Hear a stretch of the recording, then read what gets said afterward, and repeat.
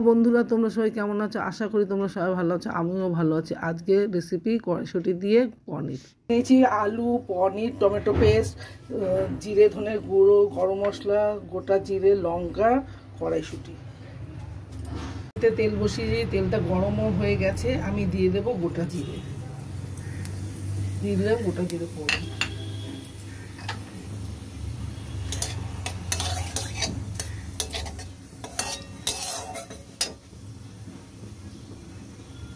জিরেটা ভাজা হয়ে গেছে, আমি এবার দিয়ে দেবো টমেটো পেস্ট।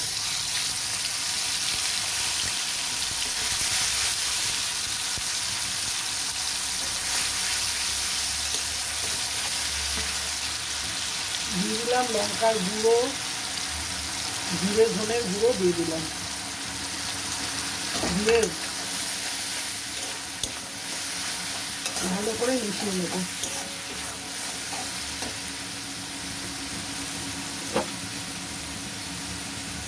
হলুদ দিয়ে দিলাম,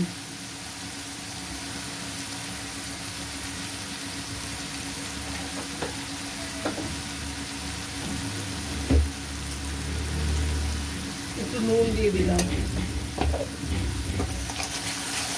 এটাকে ভালো করে কষিয়ে নেব। মশলাটা কষে এসছে, এবার আমি টমেটো ধোয়া জলটা একটু দিয়ে দেবো।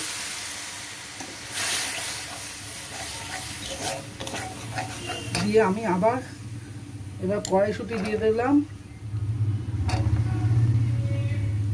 দিয়ে আমি আবার কষিয়ে নেব।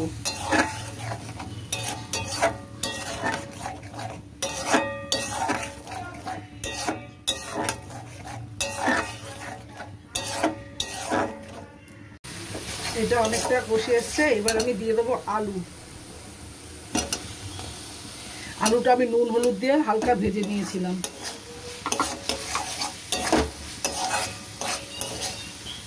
আলুটাকে ভালো করে কষিয়ে নেব।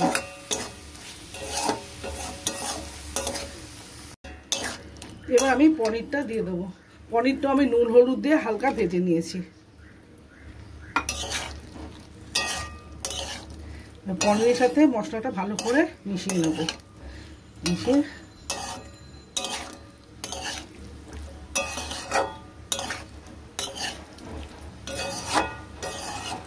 ভালো করে মিশে গেছে, এবার আমি জল দিয়ে দেবো।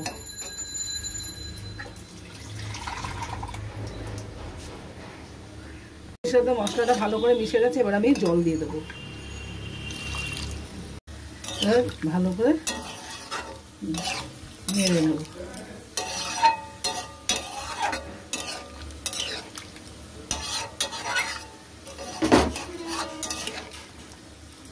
চামচ ঘি দিয়ে দিলাম, গরম মশলাটা দিয়ে দিলাম,